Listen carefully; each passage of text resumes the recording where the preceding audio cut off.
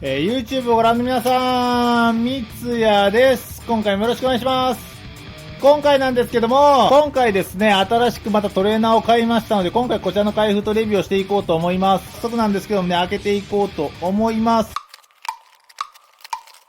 はい、開封していきました。こちらの方も開けていこうと思います。これは何ですかね。これをなんか問い合わせみたいなのをすると、この3つの中からどれか1つが抽選で当たるのかなみたいなのが書いてますね。それからこちらがピボット部分の部品です。これとシースとロスですね。こちらが本体です。こんな感じの見た目になってます。ちなみに自分どちらかが赤どちらかが青っていう感じで左右がそれぞれ違う色のやつを頼んだんですけど、両方赤のやつが届きましたね。左右別々だからこう振ってて分かりやすくていいかなと思ったんですけど、ちょっと違う感じのやつが届きましたね。ブレードの方はこういう黒い感じのやつですけれども、パッと見はでもほんとマーコそっくりに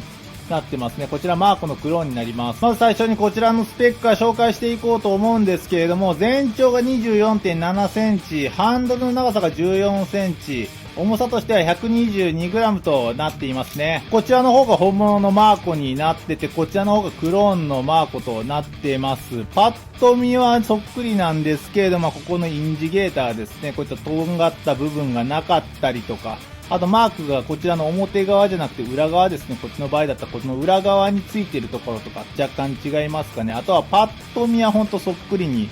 仕上がってます。ハンドルとかかなりほとんどそっくりに作られているので、これはなかなか見極めが難しいかなと思いますね。ちょっと今触ってる感じだとやっぱりよくあるパターンなんですけど、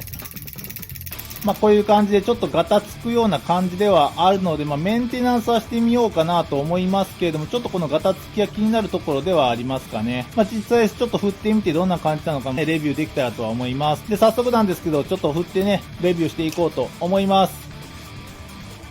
はい、テストフリップが終わりました。総評としては、まずなトレーナーかなといった印象を受けました。まずフリップに関してなんですけれども、全体の長さだったり、ハンドルの長さだったり、重さっていうのは比較的振りやすいスペックに仕上がっているので、振る分には全然問題ないかなといった印象を受けます。お値段はちょっと高めにはなるんですけれども、これと同じぐらいの値段で Amazon の方でいっぱいトレーナーが売っているので、それと比較をしていこうと思うんですけど、例えばこちらのイカトレのクローンなんですけど、こちらと比較すると、やっぱりこのまず表面ですね、こちらの方はこういった模様が入っているので、こういう風に滑り止めの役割を果たすので、すごくいいんですけれども、こちらの方は見ての通り、このつるっとした表面になっています。なので、ここが結構こうグッと押さえてないと、つるっとちょっと滑ったりしがちなので、ちょっと技がやっぱり失敗します。やっぱりこの表面のこの模様というか、滑り止め効果っていうのはやっぱりあった方がいいと思うので、ここはちょっと正直、見た目はすごく可愛くていいんですけど、やっぱりちょっとフリップっていうことを考えるとちょっとマイナスなところかなと思います。ちなみに本物のマーコの方もこういう風につるっとはしてるんですけど、多分画面越しだと伝わらないんですけど、こうザラザラしてるので、つるっとはしてるように見えるんですけど、実際は滑り止め効果はしっかりありますので、こちらのものとはちょっと違うような感じになりますかね。ここはやっぱりこちらの本物の方はこういった滑り止め加工をしっかりしているのでいいんですけど、こちらの方は本当につるっとしたアルミハンドルっていう感じなので、ちょっとここは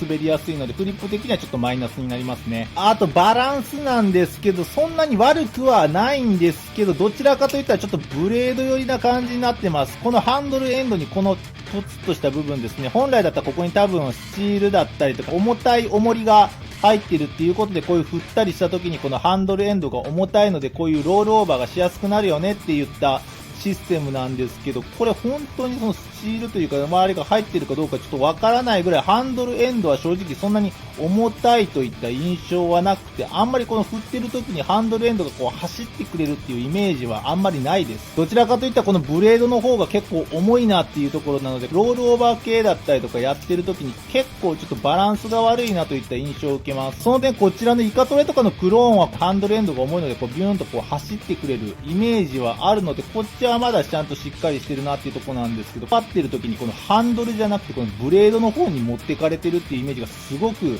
わかるので、